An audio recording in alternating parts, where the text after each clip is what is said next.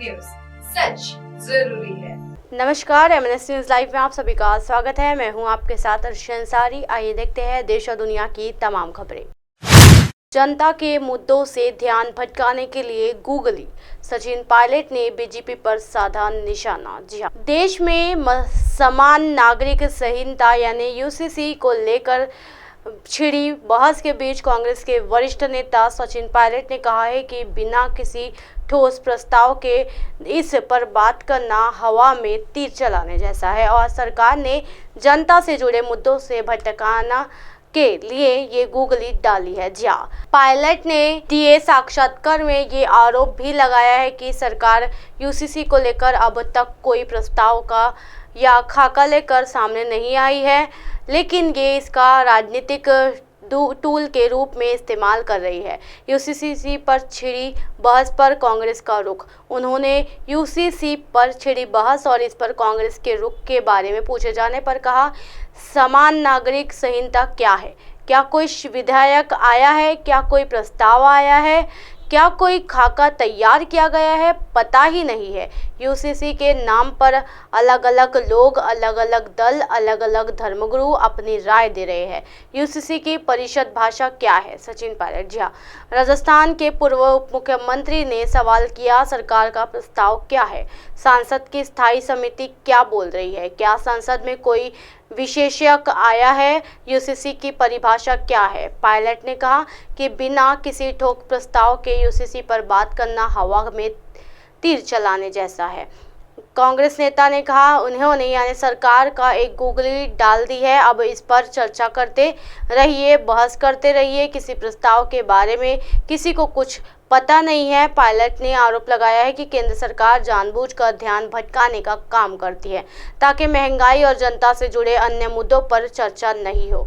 विधि आयोग ने UCC पर लोगों से राय मांगी है। UCC, जी हाँ, उन्होंने कहा, मैं समझता हूँ कि अगर किसी वंचित, चाहे वो पुरुष हो या महिला, को अधिकार देना है या मान सम्मान देना है, संपत्ति का अधिकार देना है, सशक्त बनाना है, तो फिर किसी आपत्ति हो सकती है, लेकिन इसे लेकर कोई खाका ही नहीं है। सिर्फ राजनीतिक टूल का इस्तेमाल किया गया है। UCC विवाह, तलाक और उत्तराधिकारी पर समान कानून लागू करने के लिए अमल में लाने पर ये देश के सभी नागरिकों पर लागू होगा। धर्म, जाति, समुदाय या स्थानीय परंपराओं के आधार पर कानून में भेदभाव नहीं किया जाएगा। विधि आयोग में UCC पर लोगों से राय मांगी है।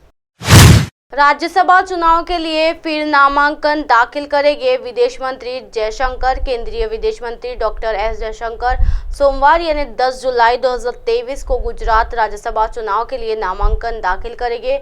कुल 10 राज्यसभा सीटों पर इसी महीने चुनाव होना है, जिसमें गुजरात की 3 सीटें शामिल है। जी हाँ, इनमें से एक सीट के लिए जयशंकर कल दोपहर 12 बजे अपना नामांकन दाखिल करेंगे। अगस्त में उनका राज्यसभा का कार्यालय खत्म हो चुका है। जी हाँ, जयशंकर के अलावा गुजरात से राज्यसभा सांसद दिनेश जेमलभाई अनावडिया और लोखंडवाला जुगल सिंह का भी कार्यकाल 18 अगस्त को खत्म हो रहा है। उधर कांग्रेस ने गुजरात राज्यसभा चुनाव में अपना नाम वापस ले लिया है। कांग्रेस ने कहा है कि वो इस बार चुनाव में हिस्सा नहीं लेंगे क्योंकि राज्य विधानसभा में उनके पास ज़्यादा सीटें नहीं हैं। गुजरात में कांग्रेस अध्यक्ष मनीष दोशी ने बताया कि पार्टी ने पिछले साल हुए विधानसभा चुनाव में अच्छे आंकड़े हासिल नहीं किए हैं, इसलिए इस बार फैसला लिया है कि आने वाले राज्यसभा चुनाव में पार्टी हिस्सा नहीं लेगी। इन राज्यों में होना है राज्यसभा चुनाव। जी हाँ, देश के 3 राज्यों के कुल 10 राज्यसभा सीटों पर चुनाव होना है। जिन राज्यों में चुनाव होना है उनमें गुजरात, गोवा और पश्चिम बंगाल शामिल है। पश्चिम बंगाल की 6, गोवा की 1 और गुजरात की 3 राज्यसभा सीटों के लिए चुनाव होगा। गोवा में विनय तेंदुलकर की कार्यालय को 28 जुलाई को खत्म हो रही है। वहीं डेरेक और ब्रायन डोला सेन, सुष्मिता देव, सुखेंद्र शेखर रे, प्रदीप भट्टाचार्य और शांता छेत्री का कार्यालय 18 अगस्त को समाप्त हो जाएगा। राज्यसभा चुनाव में शामिल होने के लिए उम्मीदवार 13 जुलाई तक नामांकन दाखिल कर सकते हैं और अगर कोई अपना नाम वापस लेना चाहता है तो उसके पास 17 जुलाई तक का समय होगा। वहीं चुनाव के लिए 6 जुलाई को नोटिफिकेशन जारी किया गया था। इसके बाद 24 जुलाई को मतदान होगा और इसी दिन मतगणना भी हो जाएगी। राज्यसभा चुनाव में कौन करता है वोटिंग? जी हाँ, राज्यसभा सदस्य चुनने के लिए राज्य के विधानसभा के सदस्य वोट करते हैं, लेकिन विधान परिषद के सदस्य इसमें भाग नहीं ले सकते हैं। जी हाँ, नामांकन दाखिल करने के लिए उम्मीदवार के पास 10 सदस्य की सहमति होनी जरूरी है। राज्यसभा चुनाव की वोटिंग का फॉर्मूला राज्यों से जुड़ा होता है। किसी राज्य की जितनी राज्यसभा सीटों पर चुनाव होना है उसमें एक जोड़कर उस राज्य की कुल विधानसभा चुनाव से भाग दिया जाता है। इसके बाद जो संख्या आती है उसमें फिर एक जोड़ दिया जाता है। इसके बाद जो संख्या आएगी उम्मीदवार को जीत के लिए उतने वोटों की जरूरत होती है।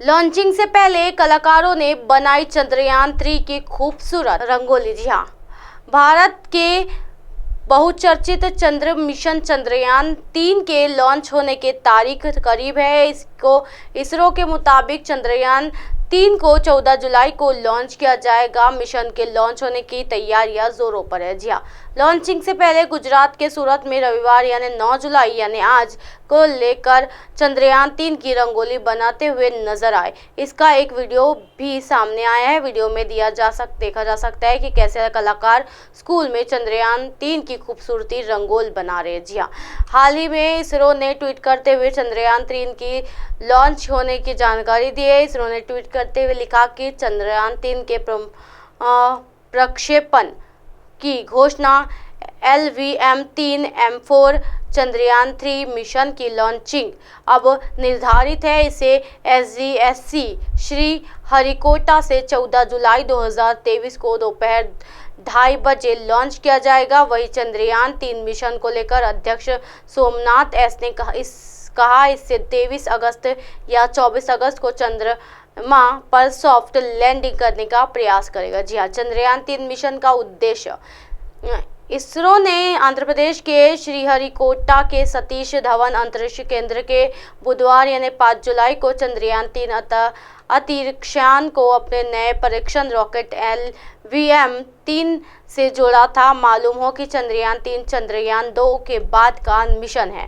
इससे पहले चंद्रयान 1 को इसरो ने सफलतापूर्वक पूरा किया था। चंद्रयान 2 भारत का दूसरा चांद मिशन था। इसमें पूरी तरह से स्वदेशी ऑर्बिटर लैंडर्स विक्रम और रोवर प्रज्ञान का इस्तेमाल किया गया था। चंद्रयान 3 मिशन के उद्देश्यों की बात की जाए तो इसमें 3 प्रमुख बातें शामिल है। चंद्रयान 3 का पहला उद्देश्य चंद्रमा की सतह पर सुरक्षित और सॉफ्ट लैंडिंग प्रदर्शित करना है। दूसरे की बात करें तो इसका दूसरा उद्देश्य रोवर को चंद्रमा पर भ्रमण का प्रदर्शन करना है। साथ ही तीसरी चीज यशस्थित वैज्ञानिक प्रयोग करना है। इसी तरह की दिन भर की तमाम बड़ी खबरों से फिर कराएंगे आपका रूबरू। तब तक देखते रहिए MNS न्यूज नेटवर्क। मेरे साथ यानी अर्शी अंसारी के साथ नमस्कार।